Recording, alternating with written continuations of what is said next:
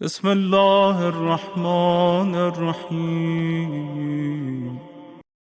موضوع گفتگو کل کا یہاں تک پہنچا تھا کہ جناب زینب کبریٰ سلام اللہ علیہا شریکت الحسین ہیں اور حسین شریک القرآن ہیں، اسی لیے امام زمانہ کی جو زیارت مستقل آپ پڑھتے ہیں اس میں بھی ہے السلام علیک یا شریک القرآن، تو اے قرآن کے شریک تجھ پہ ہمارا سلام ہو۔ ہر زمانے میں ہر امام قرآن کا شریک ہے، اس لیے کہ نبی نے فرمایا کہ میں دو چیزیں چھوڑ کے جا رہا ہوں، ایک قرآن ہے اور ایک میرے اہل بیت ہیں، لہذا جب تک قرآن باقی ہے تب تک اہل بیت باقی ہیں، جب تک یہ کتاب باقی رہے گی اس کتاب کا شریک، اس کتاب کا بتانے والا، اس کتاب کا پڑھانے والا باقی رہے گا۔ اب جب شریک القرآن ہیں تو شریک قرآن کا مطلب یہ ہے کہ جس چیز کا حکم قرآن دیتا ہے اسی چیز کا حکم امام دیتا ہے، اور جس چیز سے قرآن روکتا ہے اسی چیز سے امام روکتا ہے۔ ایسا ممکن نہیں ہے کہ قرآن کسی چیز سے روکے اور امام اس کا آرڈر کرے، اور یہ بھی نہیں ہو سکتا کہ امام کسی چیز کو روک دے اور قرآن اس کا حکم دے دے، نہیں، جس چیز سے قرآن روکے گا اسی سے امام روکے گا، جس چیز کا قرآن حکم دے گا اسی کا امام حکم دے گا، جس راستے پر قرآن لے جائے گا اسی راستے پر امام لے جائے گا۔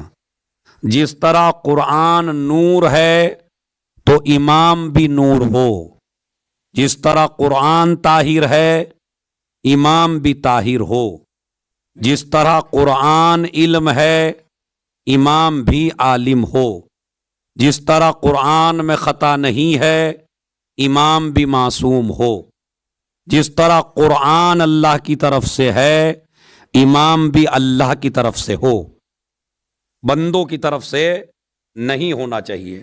اس لیے کہ سارے صفات جو قرآن میں ہیں وہی سارے صفات امام میں ہو تو بنیں گے شریک قرآن۔ اب مسئلہ سمجھ گئے آپ؟ یہ نہیں سمجھ گئے؟ بڑی بالکل سامنے کی بات ہے بھائی، اگر شریک آپ تبھی تو ہیں کہ جو آپ کہیں وہی دوسرا کہے تو شریک ہیں، لیکن اگر آپ کچھ کہیں اور دوسرا کچھ کہے تو پھر آپ شریک نہیں ہیں۔ تو شریک یعنی ہر فضیلت میں شریک، ہر حکم میں شریک، ہر نیکی میں شریک، تمام فضائل میں شریک۔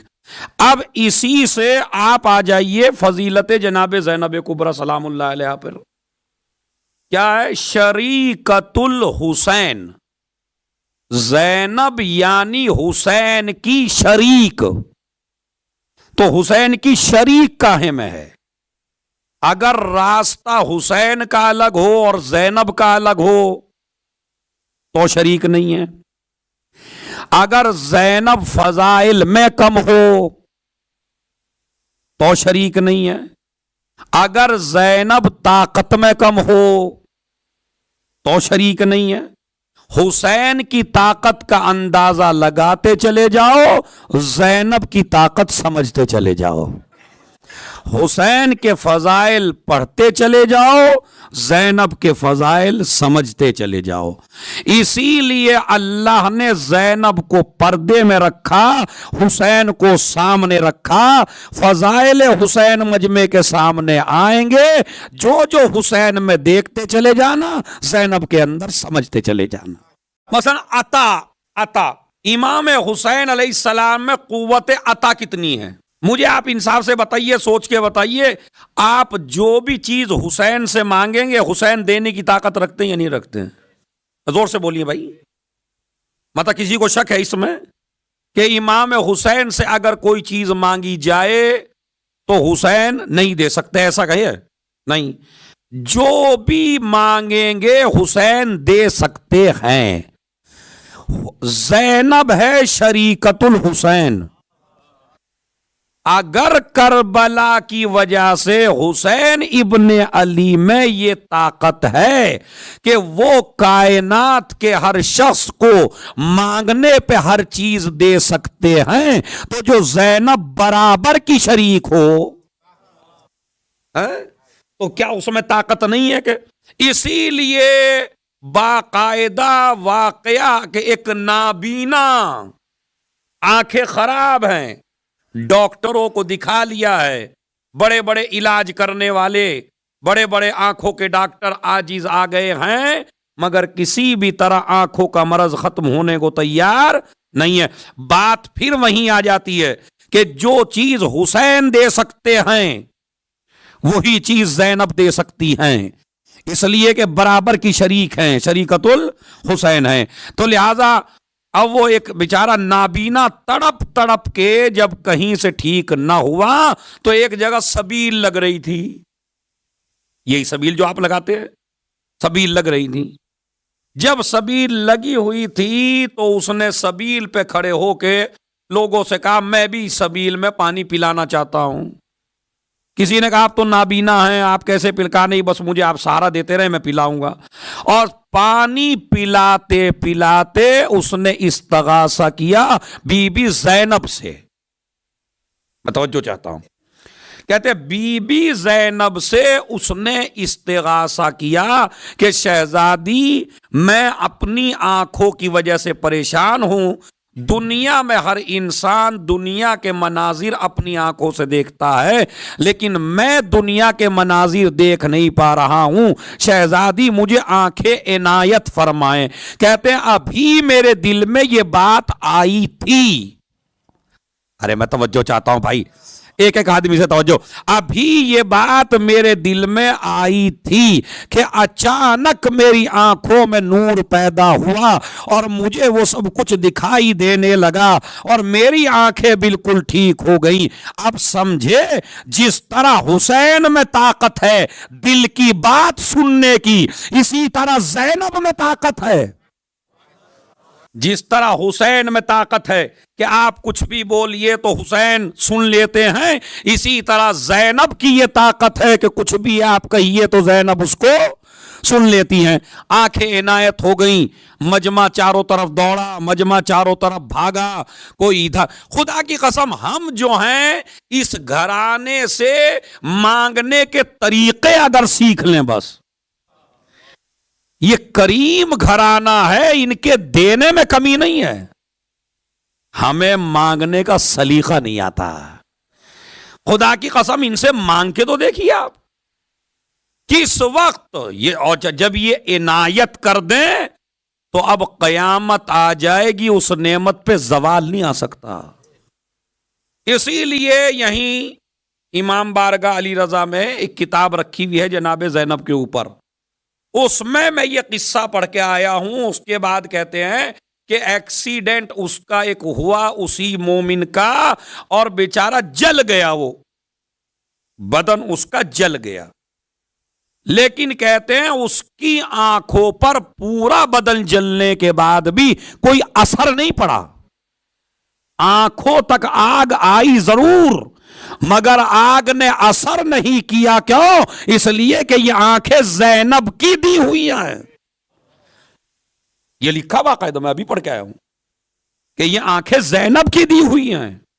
تو لہذا جو بی بی عنایت کر دیں، جو زینب عنایت کر دے، جو یہ خاتون عنایت کر دے، اس پہ زوال بھی آنے والا۔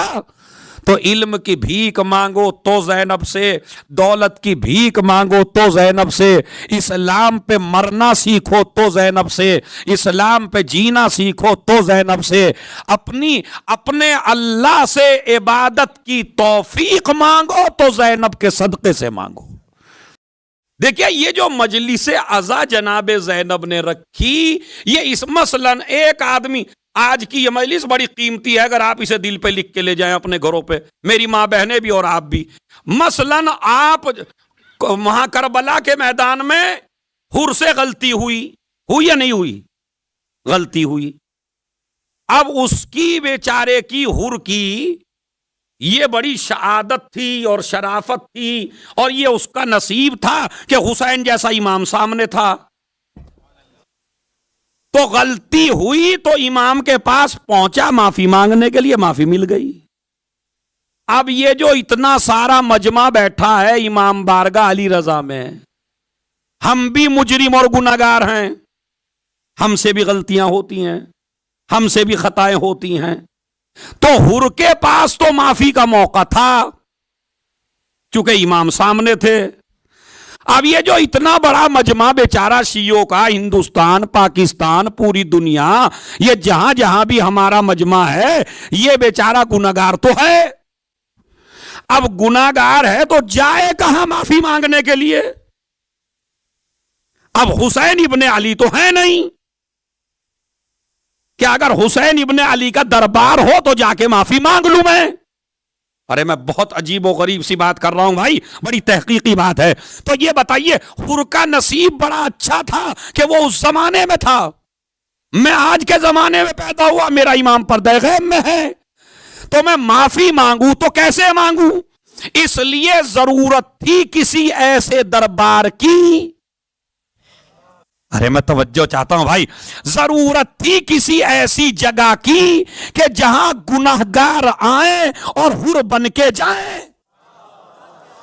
خدا کی قسم میں نے بڑی ریسرچ کی بات کہی ہے، کیا ضرورت تھی کہ کربلا کے بعد قیامت تک کوئی دربار ایسا کھلنا چاہیے کہ جب بھی کوئی گناہگار ہو اور وہ معافی مانگنا چاہے تو وہ اس دربار میں آ جائے اور حر بن کے چلا جائے۔ اس دربار کی بنیاد زینب نے نہ کوفے میں رکھی نہ مدینہ میں رکھی، یزید کے محل کو ڈھا کے یزید کے دربار میں مجلس کی بنیاد رکھنا اس بات کی دلیل ہے کہ مجرم آتے رہیں گے، حر بن کے جاتے رہیں گے۔ خدا کی قسم، ایک مشہور نوحہ خان، ممبر سے بیان کر رہا ہوں، ایک مشہور نوحہ خان سے بھی یہ بھی نہیں بتاؤں گا انڈیا کا تھا یا پاکستان کا، تاکہ آپ نہ پہنچ سکیں، بالکل سارے راستے بند کر دوں گا میں تمہارے۔ ہے مشہور نوحہ خان، اب وہ انڈیا کا ہو، پاکستان کا ہو، امریکہ کا ہو، لندن کا ہو، اس سے آپ کو بحث نہیں ہے۔ اب ہم سے ملاقات ہو گئی ان کی ایک جگہ، میں نے کہا بھائی آپ، کہا جی ہم تو حدیثوں پہ چلتے ہیں۔ میں نے کہا عربی پڑھی آپ نے؟ کہا نہیں عربی تو نہیں آتی۔ حدیثیں؟ کہا اردو میں تھوڑی حدیثیں ہیں کیا؟ کیا گارنٹی ہے تمہیں جو حدیث ہے وہ صحیح ہے؟ کہنے لگا نہیں مولانا مجھے آپ ہلکے میں نہ لیجئے۔ نہیں، میں نے کہا میں تو بہت بھاری میں لے رہا ہوں بھائی، آپ کو کون کہتا میں ہلکے میں لے رہا ہوں؟ خدا کی قسم ممبر سے کہنے لگا 40,000 حدیثیں یاد ہیں میرے۔ اور میں نے کہا بھائی کمال ہے، میں نے کہا میرے تو اتنی یاد نہیں ہے، بہرحال 40,000 یاد ہے۔ اب جو ظہر کی نماز پڑھنے لگے کمرے میں تو ظہر کی نماز زور زور سے پڑھ رہے تھے، بسم اللہ الرحمن الرحیم الحمدللہ رب، اتنی گاڑی قرات۔ میں نے کہا یہ 40,000 میں سے 41ویں حدیث ہے شاید، سمجھ رہے کہ سب لوگ تو آج تک چپ رہ کے نماز پڑھتے بیچارے، ظہر عصر کی اکفاتی نماز ہے۔ تو ایسے ایسے فنکار جس مذہب میں آ جائیں، اما نوحہ خان ہو تو نوحہ خان کی حد میں رہو، مجتہد نہ بنو۔ اور کمال کی بات ہے، آپ پہ مجھے تعجب ہے، آپ نوحہ خان سے دین پوچھتے ہیں بھائی؟ وہ ٹھیک ہے، اس کی آواز اچھی ہے، وہ گریا کراتا ہے، آپ رو لیجئے، مگر یہ تھوڑی کہ آپ مسئلے بھی اسی سے پوچھنے لگے ہیں، اور یہ اس کی طاقت بھی نہیں ہے کہ وہ مسئلہ بیان کرے۔ تو عزیزو یہ ماحول بنتا چلا جا رہا ہے، ہمارے یہاں سے علماء کی طرف سے ہٹ کے ہمارا طبقہ جاہلوں کی طرف زیادہ جا رہا ہے، سارا دین اسی سے پوچھنا چاہتے ہیں۔ تھوڑی سی آواز پسند کیا آ گئی؟ آواز سے دین کا رابطہ نہیں ہے۔ میری بیوی نے بتایا جب اپنے سے بڑا عالم موجود ہو تو مسئلہ اس عالم سے پوچھو۔ ارے خدا، یہ ورنہ شام غریبہ سے آپ کیا سمجھے؟ پھر بتائیے کیا سمجھے آپ شام غریبہ سے؟ آپ نے نہیں دیکھا ایک آدمی نے نیا دین پھیلایا، نیا دین، جیسے کہ آج کل انڈیا پاکستان میں ماشاءاللہ کئی ایسے ہیں جو نیا دین پھیلا رہے ہیں اپنی طرف سے، اس طرح کے ہیں لوگ۔ تو نیا دین پھیلایا، اس کو ماننے، آج ایک نے مانا، کل دو نے مانا، کل تین نے مانا. اچھا تم اگر تجربہ کرنا چاہو تو تم بھی الٹی سیدھی بات کر کے دیکھو، ایک دو کچھ دنوں میں تمہاری طرف بھی آئی جائیں گے، چونکہ شیطان آپ کو تنہا چھوڑنے والا نہیں ہے. آ گئے اس کی طرف بھی، مجمع بڑھتا چلا گیا. جب مرنے لگا تو احساس ہوا میں نے تو بڑا غلط کیا. چھٹے امام فرماتے ہیں اب یہ احساس میں پڑ گیا، اللہ سے معافی مانگنے لگا. آواز قدرت آئی، اگر یہ معافی مانگتے مانگتے مر بھی جائے تو بھی نہیں معاف کروں گا. کیوں؟ کہا اس کے عقیدے پہ جو لوگ مر گئے جن کو ان نے بہکایا ان کا کیا ہوگا. تو عزیزو عالم کی بھی بہت بڑی ذمہ داریاں ہیں. ادھر بی بی نے مسئلہ پوچھا اور ادھر سجاد نے مسئلہ بتایا. جیسے ہی بتایا دوسرا کام بی بی نے آپ کو بتایا. پہلے مسئلہ، دوسرا کام بی بی نے بتایا. ادھر امام کا آرڈر ہو تو آپ اپنی رائے پہ عمل نہ کرو، جو امام کہہ دے اس کی طرف چلو. اب زینب کے لیے خیمے میں جل کے مر جانا آسان ہے، اور زینب کے لیے بے ردا آنا مشکل ہے. عادت کہتی ہے زینب خیمے میں رہو، امامت کہتی ہے زینب پردے سے باہر نکلو. جو عادت کو قربان کر دے اسے زینب کہتے ہیں. ارے میں نے تو خون جگر پلا دیا بھائی آپ کو. ہے ایک سلامات بھیجے محمد اور آل محمد پر. عادت الگ ہوتی ہے، اطاعت الگ ہوتی ہے. عادت کا مسئلہ سمجھاؤں میں. میرے مولا کو عادت تھی پوری رات جاگنے کی. عادت ہے یا نہیں ہے؟ پوری رات جاگتا تھا میرا مولا علی اور عبادت خدا کیا کرتا تھا. اب ایک ایسا آدمی جو پوری رات نہ سوتا ہو، اسے آپ اگر یہ کہیں بستر پہ لیٹ جاؤ تو آسان ہے، اور اگر اسے کہیں بستر پہ سو جاؤ تو مشکل ہے. اس لیے کہ آپ کے اختیار میں لیٹنا ہے، سونا آپ کے اختیار میں نہیں ہے. رسول کیا کہہ رہے ہیں؟ علی میرے بستر پہ سو جاؤ. ارے میں توجہ چاہتا ہوں ایک ایک آدمی سے بھائی جو بیٹھے ہیں. یہ نہیں کہا علی میرے بستر پہ لیٹ جاؤ. میں پوری ذمہ داری سے کہہ رہا ہوں، تاریخ کا میں بھی چھوٹا سا طالب علم ہوں اور ریسرچ میری بھی ماشاءاللہ تاریخ کے اوپر ہے اپنی حد کے اعتبار سے، مگر کہیں مجھے آپ دکھا دیجئے سنی شیعہ کتابوں میں کہ کہا ہو میرے بستر پہ لیٹ جاؤ. نم علی فراشی، میرے بستر پہ سو جاؤ. یا رسول اللہ لیٹنا اختیار میں ہے، سونا اختیار میں نہیں ہے. اور سونے میں 3 مشکلیں ہیں.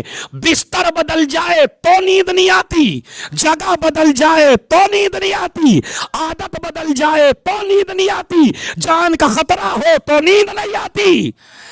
اسی لیے تو کہہ رہا ہوں سو جاؤ تاکہ تمہیں بتا دوں دنیا الگ ہے، علی الگ ہے.